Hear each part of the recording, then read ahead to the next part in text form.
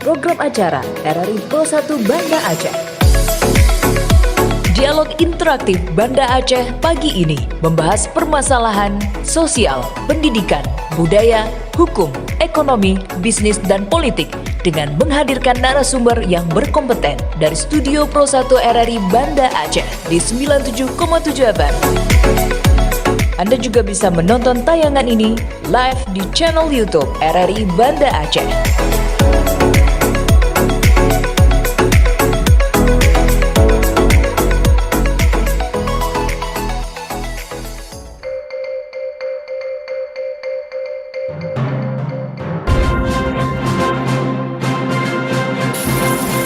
Saatnya kita ikuti dialog Banda Aceh pagi ini di 97,7 FM Pro 1 Banda Aceh. Dengarkan juga melalui streaming di aplikasi RRI Digital dan website rri.co.id. Dan tonton tayangan ini di YouTube channel RRI Banda Aceh Official. Dialog Banda Aceh pagi ini. Assalamualaikum warahmatullahi wabarakatuh. Pro 1 RRI Banda Aceh 97,7 FM Radio Tanggap Bencana. Selamat pagi untuk para pendengar Pro 1 RRI Banda Aceh, Pro 1 RRI Sabang, Pro 1 RRI Aceh Singkil, dan juga pemirsa di YouTube RRI Banda Aceh Live dimanapun Anda berada.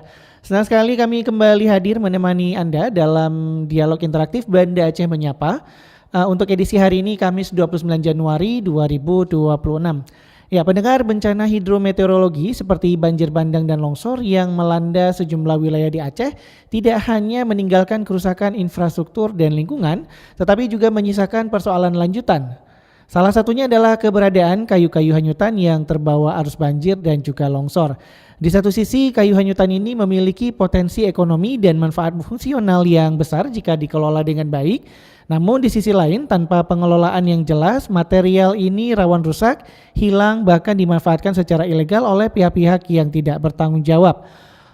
Menjawab persoalan tersebut, pemerintah Aceh menyiapkan skema khusus pengelolaan kayu pasca bencana, termasuk pembentukan tim, pengaturan mekanisme pemanfaatan, hingga pengawasan untuk mencegah penjarahan dan pelanggaran hukum. Skema ini juga dibahas dalam rapat koordinasi penanggulangan bencana hidrometeorologi Aceh bersama lintas sektor terkait. Dan untuk membahasnya lebih dalam, pagi ini telah hadir di Zoom meeting RRI Banda Aceh ada narasumber kompeten yang di bidangnya, dan saat ini kita telah bersama perwakilan dari, yang pertama ada Kepala Dinas Lingkungan Hidup dan Kehutanan DLHK Aceh, ada Bapak Dr. Insinyur Hanan SPMM. Lalu selanjutnya ada AKBP Hermanto Bowo Laksono SIK dari Kapsubdit Tipiter Ditres Krimsus Polda Aceh. Pendengar, selama dialog berlangsung Anda juga dapat berpartisipasi, menyampaikan pertanyaan, tanggapan maupun masukan melalui saluran interaktif yang telah kami sediakan di 0651 44336 dan di 0852 8285 4445. Lalu seperti apa pengelolaan kayu pasca bencana yang tengah disiapkan pemerintah Aceh? Bagaimana pengawasan dilakukan agar tidak terjadi penyalahgunaan? Dan sejauh mana manfaatnya dapat dirasakan masyarakat? Tetaplah bersama kami dalam dialog Banda Aceh Menyapa. Baik, saya ingin menyapa terlebih dahulu Pak Hanan dan juga Pak Hermanto. Assalamualaikum, selamat pagi. Waalaikumsalam warahmatullahi wabarakatuh. Selamat pagi. Iya, berarti suara kami bisa terdengar dengan jelas, Pak, ya? Alhamdulillah terdengar dengan baik, Pak. Baik, yang pertama mungkin saya ingin ke Pak Hermanto dulu, Pak. Pak Hermanto, mungkin bagaimana langkah Polda Aceh dalam mencegah penjarahan dan pemanfaatan ilegal dari kayu hanyutan pasca bencana, Pak? Assalamualaikum warahmatullahi wabarakatuh. Ya, terima kasih dari RRI Banda Aceh. Baik, untuk menyikapi bagaimana langkah Polda Aceh dalam mencegah penjarahan dan pemanfaatan ilegal kayu hanyutan pasca bencana.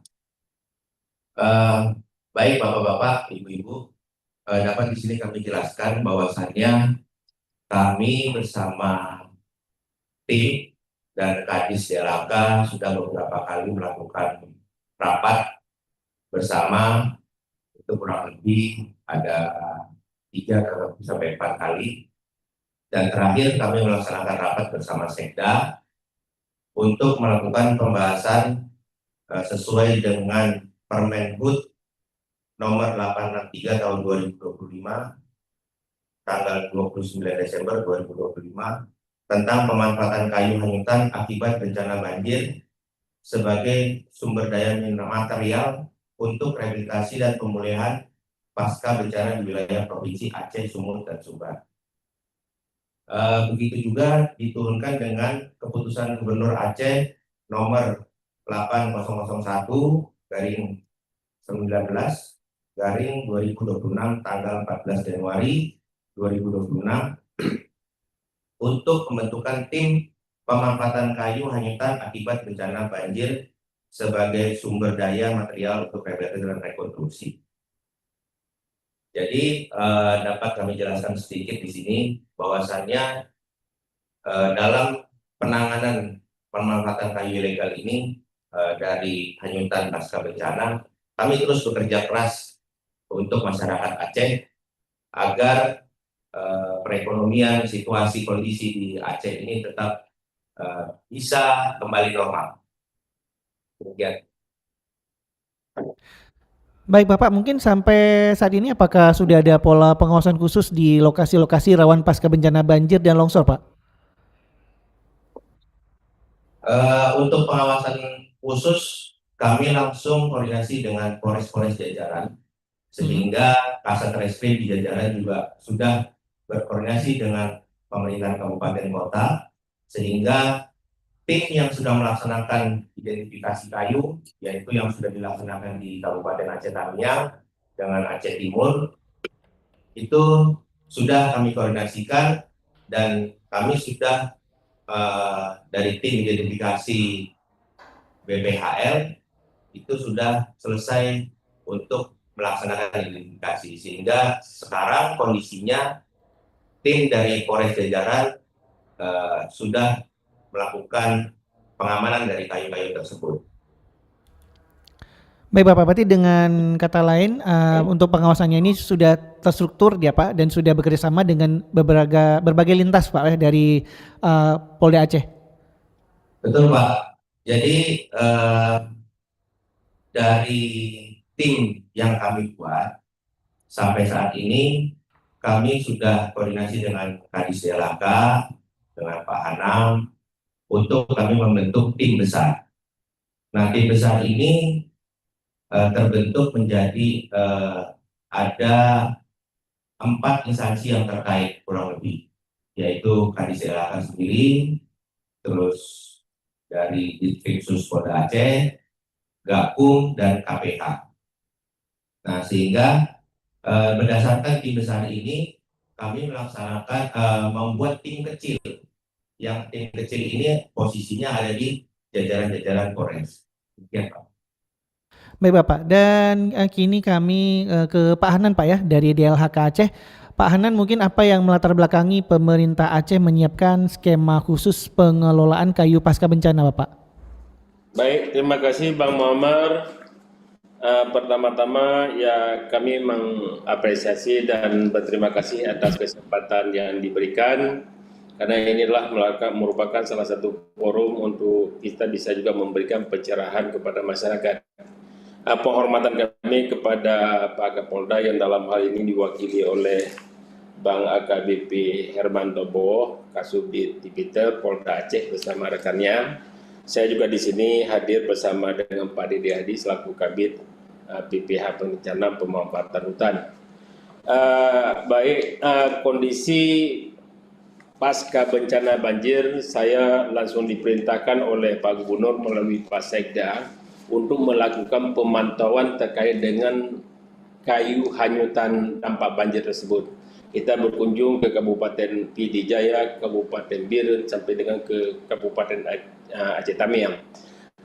Pasca ada di awal-awal, terus kita juga mendapatkan arahan dari Pak Sekda, buat surat ke kementerian minta arahan bagaimana kita dapat menangani, mengelola kayu itu dan dapat dimanfaatkan. Kemudian kita membuat surat ke kementerian, berikutnya dapat arahan dari Dirjen, dan selanjutnya mendapatkan arahan dari Menteri Kehutanan Republik Indonesia yang keputusannya 863 tahun 2025 sebagaimana disampaikan oleh Pak Kasubdit tadi. Dalam SK Kementerian Kehutanan, salah satu amanatnya adalah diminta gubernur, terutama untuk 3 provinsi, Provinsi Aceh, Sumatera Utara, dan Provinsi Sumatera Barat, dimintakan untuk dapat menindaklanjuti dengan menyusun SK Gubernur. Itu merupakan arahan daripada SK Menteri dimaksud. Selanjutnya kita juga terus sebelum terbit SK itu juga kita sudah berupaya menyampaikan beberapa surat ke Kementerian Kehutanan, kemudian Kementerian Lingkungan Hidup terkait dengan bagaimana penanganan. Satu sisi adalah kayu itu bisa menghalangi jalan-jalan, kemudian kayu itu juga ada yang menghalangi rumah-rumah penduduk, dan yang termasuk kayu itu juga dapat dimanfaatkan untuk dikelola kembali untuk kepentingan masyarakat. Dalam SK Menteri dan SK Bapak Gubernur merupakan rujukan kepada SK Menteri Kehutanan, itu diamanahkan bahwa kayu itu hanya dapat digunakan untuk kepentingan fasilitas umum dan fasum dan fasos. Kemudian juga untuk pembangunan rumah masyarakat berdampak banjir serta tidak dikomersilkan. Itu perintah daripada SK tersebut. Dan SK tersebut kita dilanjuti dengan SK Gubernur, kita bentuk tim. Setelah dibentuk tim, ya di dalamnya timnya termasuk adalah yang pertama Bapak Gubernur sendiri selaku pengarah, kemudian ada Bapak Wakil Gubernur, Bapak Kapolda, dan Bupati Wali Kota. Semua Bupati Wali Kota di daerah terdampak bencana itu sebagai pengarah. Kemudian juga di SK dimaksud sekretaris tadi adalah Bapak Gubernur, Bapak Kapolda, Bapak Wakil Gubernur, dan Bupati Wali Kota itu sebagai pembina. Kemudian Bapak Sekretaris Daerah itu sebagai pengarah, dan kami sendiri ditunjuk sebagai ketua. Di mana di wakil ketua ditunjuk adalah Kepala Badan Penanggulangan Bencana Aceh BPBA. Kemudian juga sekretarisnya ditunjuk salah satu UPT kementerian adalah BPHL, Badan Pengelola Hutan Lestari Wilayah 1 Aceh. Kemudian ada unsur-unsur lainnya, dan bahkan sebagaimana disampaikan oleh Pak Kasubdit Peter tadi bahwa kita selain tim provinsi juga ada tim yang percepatan pelaksanaan kegiatan di lapangan, di mana unsur tim percepatan di lapangan ya termasuk dari Kapolres, di mana nanti Bapak Kapolres juga melalui Kasat Reskrim di sana, kemudian juga ada KPH, kemudian ada BPBD Kabupaten, kemudian juga ada unsur kecamatan yang terlibat di tingkat kecamatan. Dua tim ini yang akan mendetailkan pelaksanaan dan percepatan kegiatan di lapangan. Jadi harapan kita semua tim, semua lini ya di bawah pengawasan kawan-kawan dari Polda juga memberi dukungan sangat luar biasa. Ini bisa kita amankan, dan harapannya adalah semua kayu-kayu ini bisa dimanfaatkan untuk masyarakat terdampak bencana banjir, termasuk juga untuk pembangunan fasos dan fasum yang ada di wilayah terdampak tersebut. Mungkin demikian dulu, Pak. Baik Bapak, dan mungkin dari DLHK Aceh Besar sendiri Pak, mungkin bagaimana ya melakukan proses identifikasi kayu hanyutan pasca bencana itu sendiri Bapak? Silakan Pak Dede. Ya, terima kasih Bang Muammar dari RRI Banda Aceh. Nah, dari proses awal yang dilakukan, pertama kita melakukan identifikasi titik-titik lokasi hanyutan terlebih dahulu. Setelah itu, kami akan melakukan proses-proses persiapan di mana sebagai persyaratan awal, kayu tersebut harus dilakukan pengukuran dan pengujian. Dan memang dalam konteks pengukuran dan pengujian ini juga akan membutuhkan waktu yang cukup relatif panjang karena kita harus mengukur satu persatu kayu tersebut. Nah, dalam konteks ini juga tim harus bisa memastikan, mengidentifikasi dan menganalisis dari mana kira-kira apakah kayu tersebut memang betul-betul berasal dari kayu hanyutan, dari proses bencana hidrometeorologi yang terjadi. Hal ini diperlukan mengingat juga dikhawatirkan nantinya jangan sampai ada kayu-kayu dari sumber lain yang coba akan dilegitimasi dari proses itu. Karena tadi Pak Kadis sudah menyampaikan bahwa ketentuan ini hanya berlaku bagi kayu hanyutan saja, tidak untuk yang lain, dan itu sifatnya non-komersial dengan arahan pemanfaatan untuk fasos, fasum, termasuk memberikan dukungan bagi pembangunan perumahan masyarakat terdampak. Nah, jadi proses awal tentunya kita lakukan identifikasi, selanjutnya pengukuran pengujian dengan kompetensi dari tenaga teknis kehutanan, termasuk sektor yang lain untuk melakukan. Pak Anan, ini kami tidak bisa mendengarkan Bapak mungkin. Setelah itu baru akan disalurkan sesuai dengan kebutuhan kepada kabupaten kota bersangkutan. Kira-kira demikian secara umum teknisnya, Pak. Baik, terima kasih. Saya ke Pak Hermanto mungkin. Pak Hermanto, tadi juga kita sudah mendengar Pak ya dari DLHK Aceh juga. Itu maksudnya tentunya skemanya juga harus diteliti terlebih dahulu untuk kayu-kayu hujan itu, untuk dilihat apakah ini memang kayu yang berasal dari daerah tersebut ataupun hanyut dari daerah lain. Pak Hermanto, mungkin sejauh mana peran... Suara saya putus-putus? Pak Hermanto, bisa mendengar suara saya, Pak Hermanto? Pak Hermanto mungkin boleh dibuka mic-nya terlebih dahulu mungkin. Suara saya terdengar, Pak Hermanto? Jelas. Baik ya. Pak Hermanto, mungkin sejauh mana mungkin peran masyarakat dan aparat Gampong ini dilibatkan dalam upaya pencegahan ini, Pak? Mungkin kan seperti kita ketahui tadi juga sudah disebutkan dari DLHK bahwasannya juga kayu-kayu ini harus diidentifikasi terlebih dahulu bahwasannya kayu ini benar berasal dari daerah tersebut, bukan terbawa dari daerah lain, Pak Hermanto. Ya, peran dari masyarakat dan aparat di Gampong ini saya rasa menurut analisa saya ini sudah berjalan dengan baik. Karena apa? Di beberapa kota yang kabupaten yang terdampak itu kita sama-sama bekerja untuk masyarakat, dan masyarakat juga bekerja dan membantu untuk korban bencana.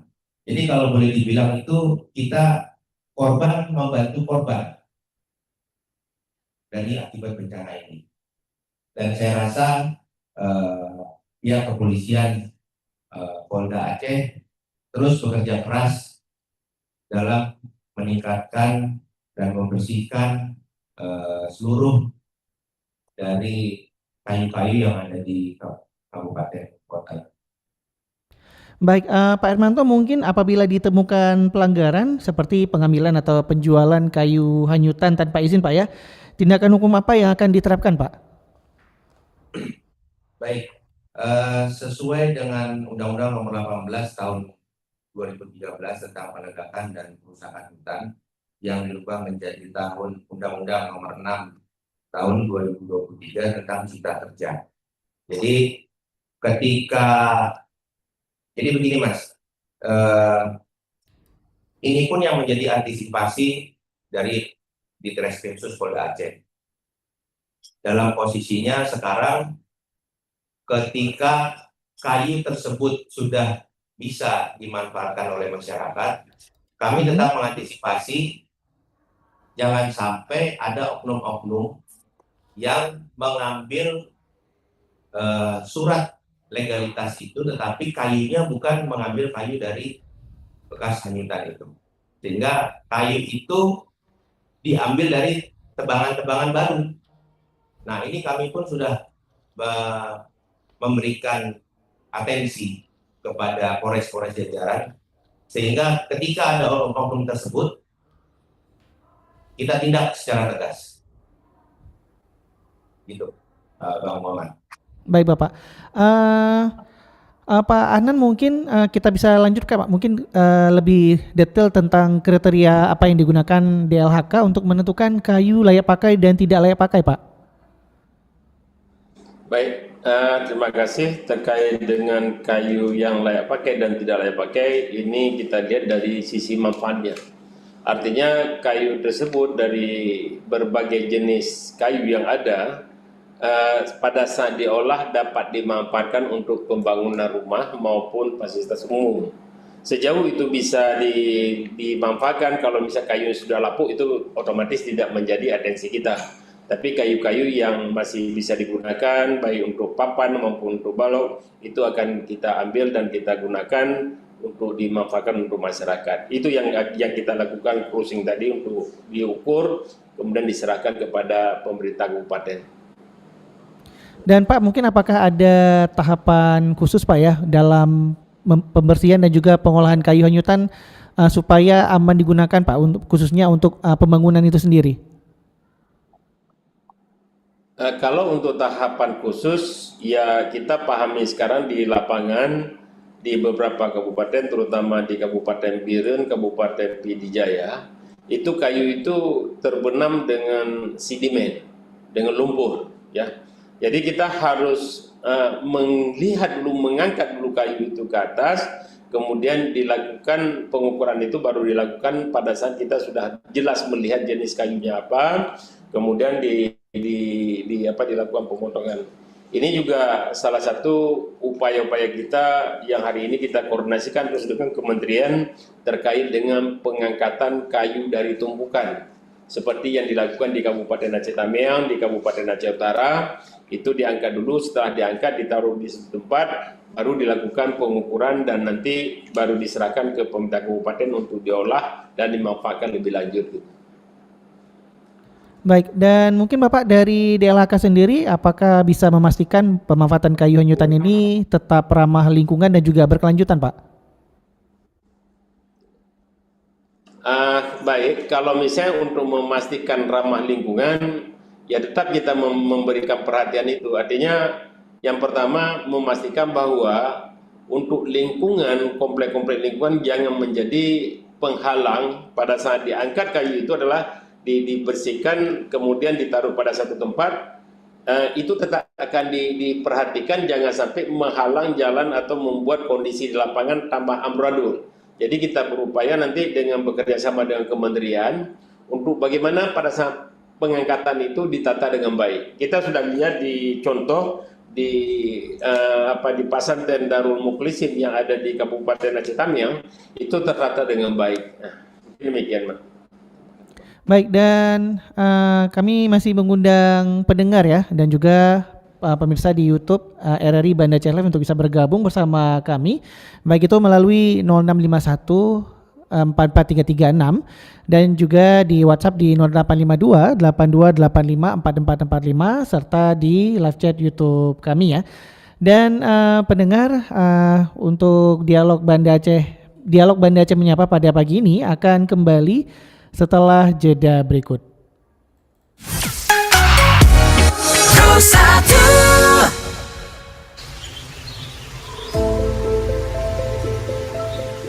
Menjaga keseimbangan ekosistem dunia, mencegah rantai makanan agar siklusnya tidak terganggu dan mengusik kelangsungan hidup manusia. Hutan juga sebagai sumber ekonomi, habitat flora dan fauna, pengendali bencana, tempat penyimpanan air, dan untuk mengurangi polusi pencemaran udara. Hutan merupakan sumber daya alam yang dapat dimanfaatkan secara positif.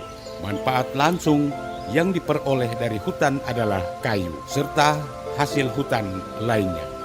Sedangkan manfaat tidak langsung yang diperoleh dari hutan adalah pengaturan tata air, reboisasi, pendidikan, kenyamanan lingkungan, udara yang bersih, mencegah terjadinya banjir sebagai fungsi ekosistem.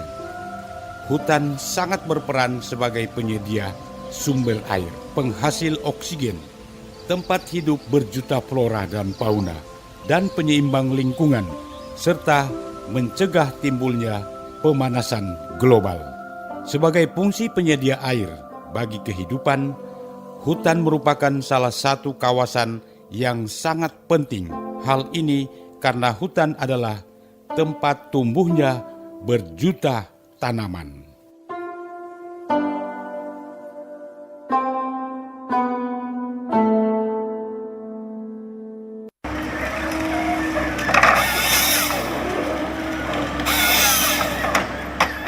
Ada apa ini? Alat berat banyak sampai. Permisi Bapak, ini ada apa ya? Kenapa alat berat banyak sekali menuju hutan? Bisa tolong jelaskan kah? Begini Nona, alat-alat berat ini mau dipakai kasih gundul hutan ini. Hutan di kampung ini mau dijadikan kebun kelapa sawit. Bagus toh? Bagus? Bagus dari mana Bapak? Hutan ini tempat kitong hidup dan cari makan.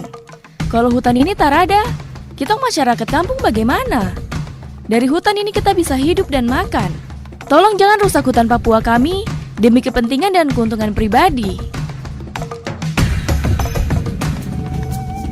Papua adalah harapan terakhir hutan Indonesia. Hutan Papua adalah paru-paru dunia. Jaga dan lestarikan hutan Papua demi keberlangsungan hidup manusia.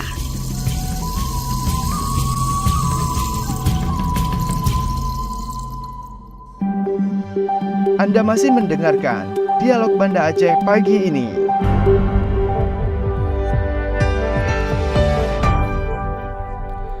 Terima kasih pendengar, Anda masih bersama kami dalam Dialog Banda Aceh Menyapa. Dan kami juga masih mengundang Anda untuk berinteraksi bersama kami melalui line telepon di 0651443336, WhatsApp di 085282854445, serta di live chat YouTube RRI di YouTube RRI Banda Aceh Live untuk saat ini. Dan kita kembali pendengar, kami akan berbincang kembali bersama Pak Hermanto ya, dari Ditreskrimsus Polda Aceh. Pak Hermanto, mungkin apakah saat ini dari Polda Aceh itu sudah ada skema penanganan ataupun antisipasi potensi kasus terkait kayu hanyutan pasca bencana, Bapak? Bisa diulangi Mas, putus-putus Mas. Baik. Dari Polda Aceh apakah sudah ada skema penanganan ataupun antisipasi potensi kasus terkait kayu hanyutan pasca bencana, Pak Hermanto? Begini, pasca bencana ini kan sudah ditetapkan bahwasannya kayu hanyutan itu dapat dipergunakan oleh masyarakat. Nah, penanganan kasus yang akibat bencana ini sudah dilaksanakan penyelidikan dan penyidikan oleh Barreskrim. Nah, sementara kami hanya di Polda Aceh itu posisinya membackup pekerjaan dari Barreskrim Polri di bidang Barreskrim. Baik. Dan mungkin dari Polda sendiri Pak, apakah bisa memastikan penegakan hukum ini tetap berjalan adil, humanis, namun tetap tegas di wilayah terdampak bencana, Pak Hermanto?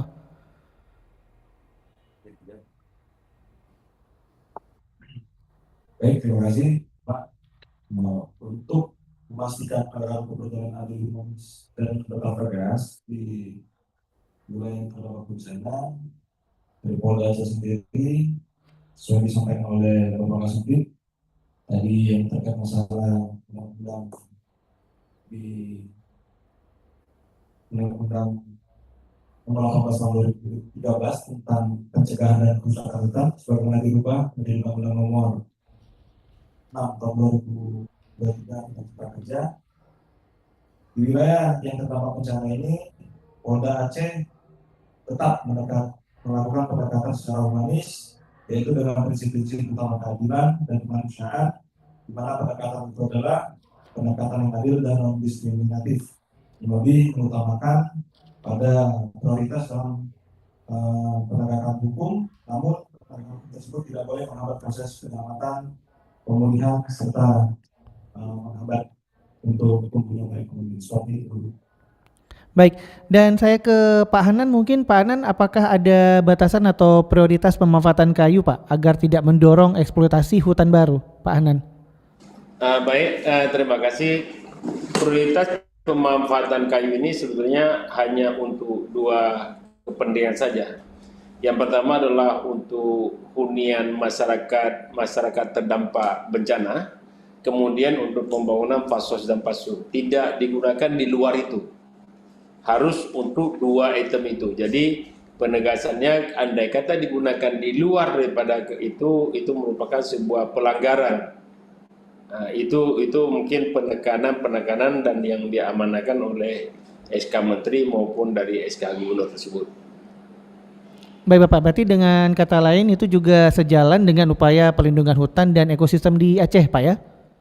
Ya, terkait dengan perlindungan hutan itu sendiri, kita berharap adalah pelaksanaan kegiatan Harekon ini tidak menjadi alasan baru untuk mengambil kayu-kayu yang masih tegakkan di dalam kawasan. Dan juga Menteri telah menyampaikan bahwa di Menteri itu adalah selama terjadi banjir ini, pasca banjir ini, semua areal di dalam kawasan maupun di luar kawasan itu adalah dimoratoriumkan, tidak ada penebangan dulu sampai dengan ada penegasan lebih lanjut dari Kementerian Kehutanan. Bapak, dan mungkin apakah ada mekanisme pengawasan Bapak supaya kayu hanyutan ini tidak masuk ke pasar kayu ilegal, Pak? Ya, itu kita bersama dengan Polda dalam hal ini Krimsus dan Polres setempat bersama dengan kawan-kawan KPH yang ada di kabupaten kota, kita akan memantau nanti bahwa pergerakan dari kayu yang ada ini dari tumpukan yang telah kita lakukan, karena nanti ada semacam sebuah surat jalan yang akan kita berikan terhadap kayu yang tumpukan yang pasca banjir ini. Jadi dia surat jalan itu sudah menjelaskan bahwa di sana itu akan dibawa kemana nanti kayu itu. Jadi untuk dimanfaatkan untuk kepentingan daripada masyarakat itu sendiri. Baik Bapak. Silakan. Silakan lanjutkan kembali Bapak. Dan kami tambahkan juga bahwa memang kondisi hari ini sebagaimana juga disampaikan oleh Kementerian Kehutanan, kita di Aceh ini ada keterbatasan sedikit karena jumlah polisi kehutanan kita hari ini cuma tinggal 44 orang. Mereka yang bisa, sebetulnya mereka lah yang bisa melakukan tindakan-tindakan di lapangan terkait dengan bagaimana menata dan memastikan bahwa pelanggaran-pelanggaran kehutanan ini bisa dilakukan. Dan mereka-mereka ini sekarang sudah pada umur menjelang pensiun semua. Jadi sudah sangat tepat kalau yang disampaikan oleh Menteri Kehutanan bahwa hari ini harus direkrut baru tenaga-tenaga Polhut yang bisa memastikan untuk pengamanan hutan ya di Indonesia ini. Mungkin demikian. Baik, saya ke Pak Hermanto lagi Pak ya. Tadi juga sudah disebutkan oleh Pak Hanan. Nah mungkin kalau dari pihak Polda apakah bagaimana mungkin sinkronisasi penindakan kayu hanyutan ini dengan upaya penertiban dari HGU dan juga tambang ilegal di Aceh, Pak Hermanto? Baik, Bang Momar. Begini, Bang. Dapat kami sampaikan bahwasannya terkait dengan penertiban HGU dan tambang ilegal di Aceh ini, kami terus melaksanakan penyelidikan dan pemantauan sehingga untuk koordinasi kepada Kadis DLHK, Kadis SDM, izin-izin mana yang kiranya sudah mati atau izin apa yang sekarang masih eksplorasi, izin apa yang sudah menjadi produksi. Jangan sampai di izin-izin tersebut, ketika izin ini sudah mati, perusahaan tersebut masih bekerja. Nah, begitu juga terhadap izin pertambangan yang masih eksplorasi. Ketika izin ini masih eksplorasi, tetapi perusahaan-perusahaan ini sudah produksi. Nah, ini sedang sementara kami datakan dan kami juga sudah melakukan tim untuk membuat tim kecil di Twitter, sehingga tim kami sudah bergerak ke wilayah-wilayah yang berada di Provinsi Aceh untuk melakukan penyelidikan lebih lanjut, lebih dalam, sehingga ke depan kami bisa mengantisipasi hal-hal tersebut. Baik, kira-kira apakah ada indikasi keterkaitan antara praktik kayu ilegal pasca bencana dengan aktivitas tambang ilegal atau konflik lahan HGU, Pak Hermanto?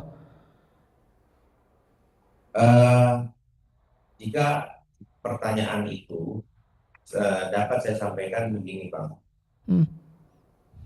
Posisi sebelum bencana, Provinsi Aceh itu terjadi curah hujan yang sangat tinggi, sehingga daya tampung di hutan itu sudah maksimal. Nah, di lain sisi ada pembukaan lahan-lahan sawit masyarakat yang tidak tertib. Nah, ini juga menjadi kendala yang menjadi atensi kami untuk menertibkan masyarakat ini, sehingga ketika mereka mempunyai lahan sawit pribadi itu bisa kita tertibkan untuk kita datakan. Begitu juga terhadap izin-izin PHAT. Di Provinsi Aceh itu ada 23 izin PHAT. Nah, ini juga kami sedang melaksanakan penyelidikan lebih dalam. Apakah izin-izin tersebut itu sudah benar di titik koordinasi yang sudah titik koordinat yang sudah ditentukan oleh dinas terkait. Demikian. Baik, saya ke Pak Anan mungkin.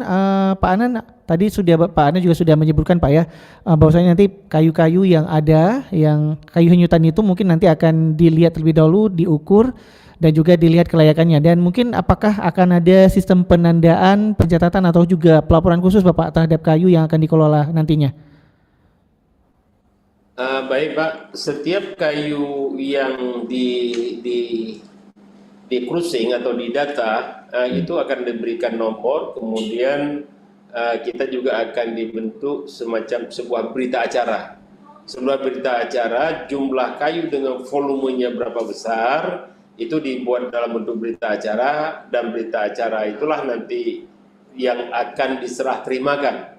Volume yang dibuat ini, karena ini juga terkait dengan pengukuran ini memang membutuhkan tenaga ahli kehutanan itu sendiri. Kita bekerja sama dengan BPHL dan UPT lainnya, tenaga-tenaga ahli yang bisa dan dapat mengukur kayu ini.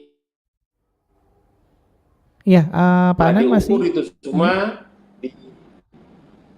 ya setelah diukur baru nanti diserahkan kepada Bupati Wali Kota untuk dimanfaatkan. Baik Bapak, dan berarti tentunya dari DLHK, Polda Aceh dan juga instansi lain tetap akan ada koordinasi untuk pengawasan di lapangan ya Pak ya? Pak, ke Pak Hanan saya. Mungkin Pak Hanan. Ya mungkin saya belum bisa, Pak Hanan mungkin sedang ada gangguan teknis juga. Mungkin saya ke Pak Hermanto, mungkin Pak Hermanto bisa Pak Hermanto mungkin bisa jelaskan sekali lagi Pak Hermanto terkait koordinasi Polda Aceh dengan pemerintah Aceh dan juga DLHK dalam pengawasan sumber daya alam pasca bencana Pak.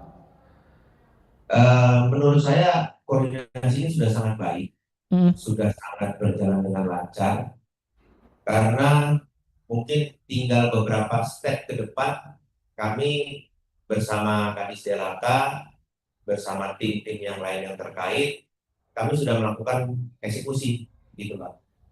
Baik, karena kondisi yang sekarang itu kan sudah ada dua kabupaten yang sudah selesai identifikasi kayu. Nah ini ada beberapa kabupaten, beberapa lagi, tapi kami akan terus bekerja untuk mempercepat situasi agar lebih bersih, lebih aman terhadap kayu-kayu hanyutan ini. Baik, mungkin ada tanggapan dari Pak Anan Pak dari DLHK Aceh terkait dengan koordinasi DLHK beserta Polda Aceh dan juga instansi lain dalam pengawasan di lapangan Pak Anan. Kita pasca terbit SK Gubernur, Bapak Dikrimsus juga langsung menyampaikan kepada kami kapan kita duduk untuk rapatkan.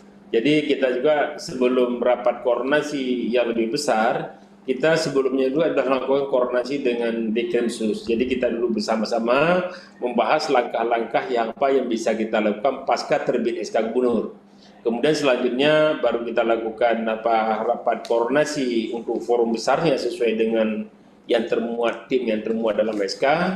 Dan selanjutnya juga kita terus berkoordinasi bahwa kita membuat grup untuk percepatan penanganan dari kayu itu sendiri. Ada 2 tim yang akan sistem bekerja cepat. Untuk di provinsi mungkin grup kami ya ada DLHK, ada BPHL, ada Dikrimsus, kemudian juga ada UPT kementerian lainnya dan BPBA. Untuk di kabupaten ada grup juga yang kita bangun secara khusus.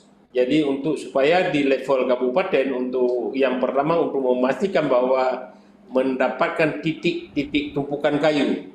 Itu di kabupaten ada yang dari Kasar Reskrim, kemudian ada kepala KPH, ada kepala BPBD kabupaten, kemudian juga termasuk unsur camat setempat. Sehingga informasi-informasi terkait dengan titik tumpukan kayu itu semua bisa kita lacak dengan baik.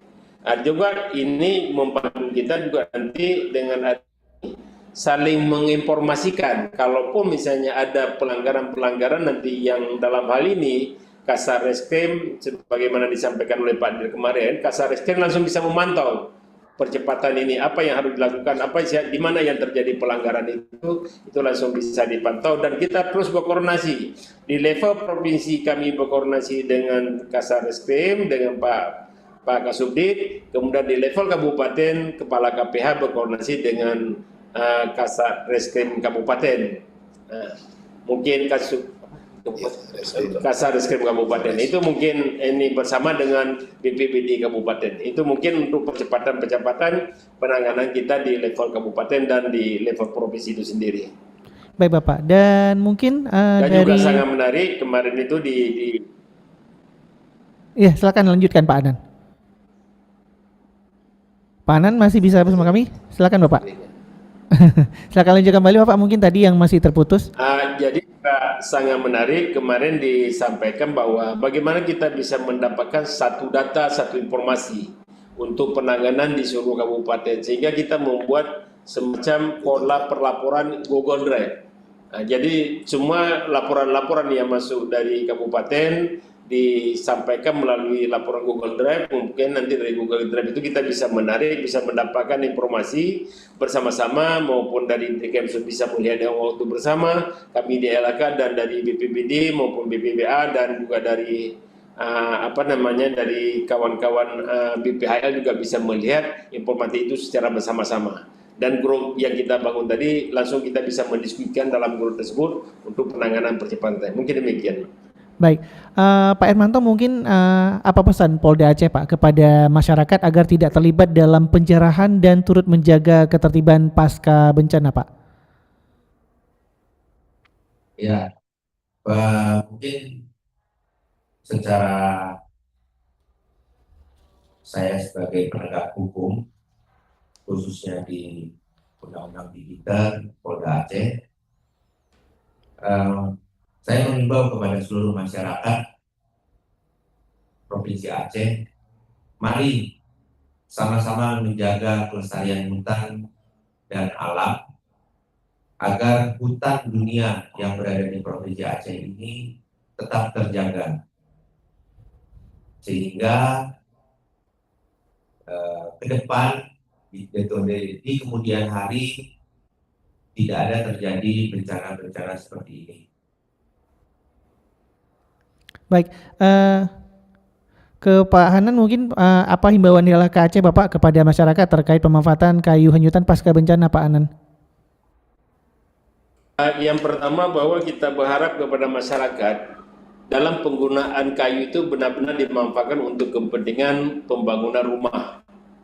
Kemudian juga untuk kepentingan fasilitas umum dan fasilitas sosial, Fasum dan Fasos. Jadi tidak digunakan kayu itu di luar daripada kepentingan tersebut. Kemudian pemerintah Aceh juga saat ini sedang melakukan atau menyusun dokumen rencana rehabilitasi dan rekonstruksi pasca bencana atau R3P. Jadi Pak Sekda juga hari ini memimpin rapat di sana, dan beliau juga meminta kami untuk mewakili. Dalam laporan tersebut juga salah satu yang kita susun bagaimana mengembalikan fungsi hutan itu bisa dipulihkan, dampak-dampak bencana ini terus bisa dilakukan penanganan. Ini untuk program kerja 3 tahunan, berarti 2026, 2027, dan 2028. Semoga ya rencana ini yang mendapatkan dukungan pendanaan dari kementerian juga, ini bisa membuat kondisi Aceh kembali pulih dan kembali baik, karena sebelum terjadi bencana itu adalah kita satu-satunya provinsi di Sumatera sebagai penopang untuk depan hutan terbaik di Sumatera. Nah, ini harus kita pulihkan, tetap harus kita jaga bahwa kondisi hutan Aceh tetap baik dan juga bisa kita jaga kelestariannya. Mungkin demikian. Baik, dan pendengar Pro 1 RRI Banda Aceh, Pro 1 RRI Sabang, Pro 1 RRI Aceh Singkil, serta pemirsa YouTube RRI Banda Aceh Live dimanapun Anda berada. Demikian dialog kita pagi ini dengan tema Aceh siapkan skema kelola kayu pasca bencana. Dari perbincangan bersama Polda Aceh serta Dinas Lingkungan Hidup dan Kehutanan Aceh, kita bisa menangkap pesan penting bahwa pengelolaan kayu hanyutan pasca bencana bukan sekedar soal pemanfaatan material, tetapi juga tentang tata kelola, pengawasan, dan tanggung jawab bersama. Kayu yang tersisa dari banjir dan longsor bisa menjadi bagian dari solusi pemulihan selama dikelola secara tertib, transparan, dan berkelanjutan, namun tanpa pengawasan dan kesadaran bersama, potensi tersebut justru bisa berubah menjadi persoalan hukum dan juga lingkungan. Karena itu pendengar, dukungan dan partisipasi masyarakat sangat dibutuhkan, bukan hanya untuk memanfaatkan, tetapi juga mengawasi agar tidak terjadi penjarahan maupun pemanfaatan ilegal. Pemerintah, aparat penegak hukum, dan juga dinas teknis telah menyiapkan langkah, dan kini peran publik menjadi bagian penting dalam memastikan kebijakan ini berjalan sebagaimana mestinya. Terima kasih juga dari RRI Banda Aceh untuk Pak Hermanto dan juga Pak Hanan yang sudah hadir di virtual Zoom meeting RRI Banda Aceh, dan juga kepada pendengar serta pemirsa ya yang telah mengikuti dialog ini dari awal hingga akhir. Pak Hermanto, Pak Hanan, sampai jumpa kembali. Terima kasih ya. Insya Allah kita akan bertemu kembali. Ya silakan Pak Hermanto mungkin ya. Terima kasih Pak. Ya, sampai jumpa kembali ya. Saya Muammar bersama tim yang bertugas pamit undur diri. Wassalamualaikum warahmatullahi wabarakatuh, dan sampai berjumpa kembali pada dialog Banda Aceh Menyapa berikutnya. Baru saja kita ikuti dialog Banda Aceh pagi ini. Dialog Banda Aceh pagi ini hadir setiap Senin hingga Jumat pukul 9 waktu Indonesia Barat di Pro 1 Banda Aceh, kanal informasi dan inspirasi.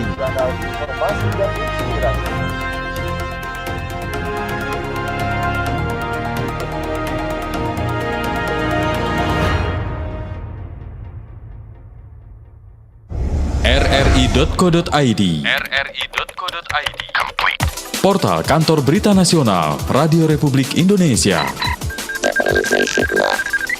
Berbagai berita terkini dari seluruh pelosok negeri dan dunia internasional, politik, hukum, sosial, budaya,